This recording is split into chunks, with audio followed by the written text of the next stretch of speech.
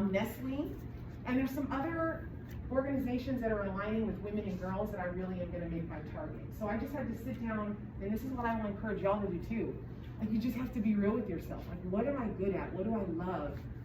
What really lights me up? And if you don't know what that is yet, that's totally cool. But I tell you what's gonna be really exciting. When you do figure out what it is, you're gonna look back from when you were a kid, through middle school, through high school, and see literally what's been consistent that has gotten you to where you're at. Like, I've always been a mediator, a listener, diplomatic. I love that that's who I've always been. So it makes a lot of sense that now I get to help other people really live their happiest, healthiest, most abundant life, whatever that looks like.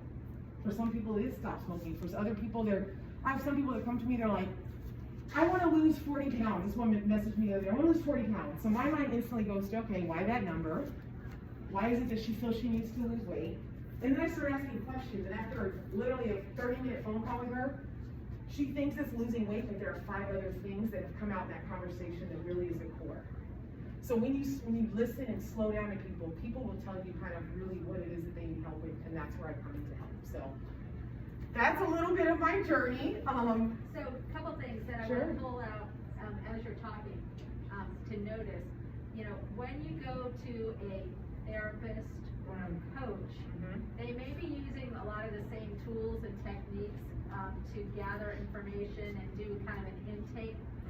There are some people that you'll go to who will listen and take notes and gather that information, and then there are other people who will question you. Yes. And okay, pull that out. And so as you're thinking about the different types of people that could work with you, think about which one or what type of person would be best for you. Because if you're one of those people who someone needs to pull out that information and you're not going to readily give it, or you have distrust in the system or distrust from, you know, you've gone to a therapist or a coach or something before and it didn't work and you're trying again and you have some of these preconceived notions and biases, you know, like you were saying, you got to kind of do a little assessment on yourself and then put yourself in a situation that's going to help you go from your pre-contemplation to your contemplation to your action to it. You know, push yourself a little bit, but also keep yourself in your comfort zone so that you can do the work.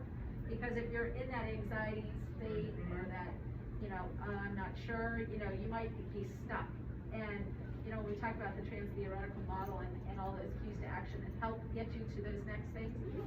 You know, Coach Coco has a very proactive, engaging, pull information style, and that works for a lot of people. And that is, I mean, she's just a motivator anyways. Your whole style, your whole presence is a motivator. So, you know, as we're meeting with all these different people, you know, take into consideration some of those things, because one, you're not all going to want a female coach. You're not all going to want, you know, person of color. You're not going to want whatever it is. You got to know your personality, really. Like, I honestly, when I went in this, I was like, I'm focused on women. My private clients will be women. I get to the Pentagon, this old white guy comes up to me, he's gotta be late 60s, and he just comes up to my table. Never in a million years when I thought this gentleman would have come up to my table wanting me to be his life coach. And he just started telling me everything that was going on. Didn't know my name, nothing. So I'm just listening. I get his contact information, send him an email, we set up a private consultation. This man has hired me, I've been his coach for a year. He has lost 40 pounds. Him and his wife sold their home. They bought a beautiful farm out in Virginia. He has set some much needed boundaries with his daughter. And he's really kind of flipped his life around. So even that, like, you can go into your own self like, this is what I'm gonna do, and then something will present itself, an opportunity. And then I had to pause and say, Coco, my mission is to help people. It really doesn't matter if this is a woman or a man here. This is somebody who needs my help, and they felt some energy or something in me that felt I would be the coach for them. So you really, that's that leaning in on your skill set. If you're more introverted, how can you play around with that in your business instead of judging?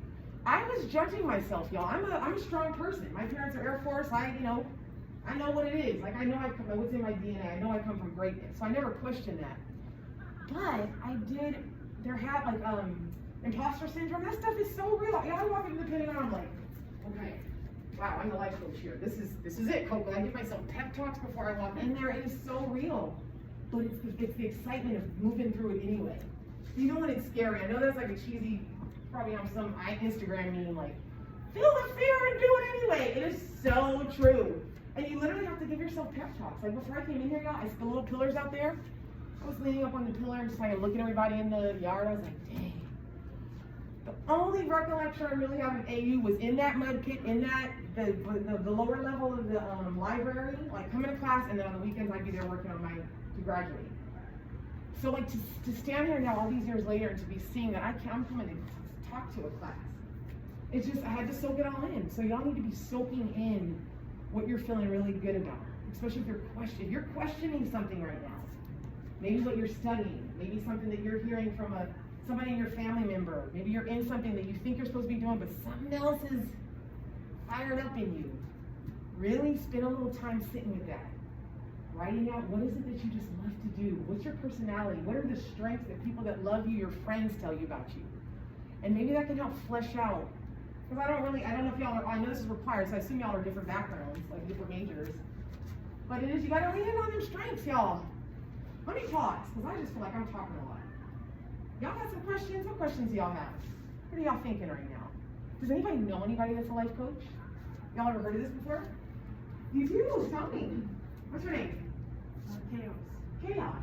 Yes. My cousin is a life coach. Really? And how did your cousin get into it?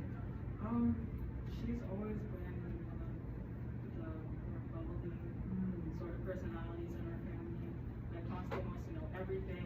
I still have the juice on everybody, but instead of it being a negative thing, where she's telling everybody, I think she likes to sit down with people and say, okay, how can we fix things? And what are the pressures that you have on yourself or that the family's putting on you? Yes. And how can we work around this and turn it more into a productive thing instead of it tearing you down? Some people need people to tell them what to do. That's just not my style. So if you're like looking for somebody's like, I need somebody to tell me what to do, that's not me. You're grown, you know what's up, ask questions, and then we will come up with a solution together. But it has to be practical stuff. There's so many theories and fluff going around. That drives me crazy in my industry as a coach. And when y'all get really into what you're loving, you're gonna start to pay attention to who is somebody to pay attention to and follow and learn from, and who you need to ignore. So start kind of paying it.